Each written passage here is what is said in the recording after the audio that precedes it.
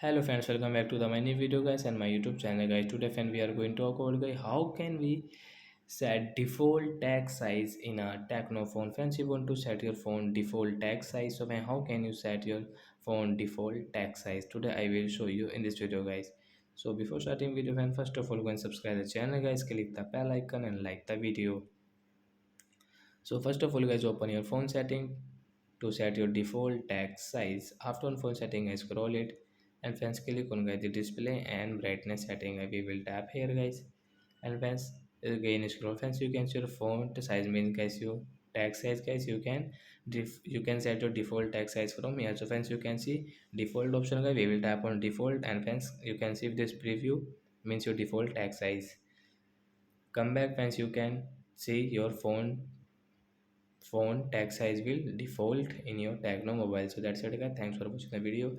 I hope friends you have understood how to set default text size in Tecno phone. So that's it guys, thanks for watching the video. Bye guys.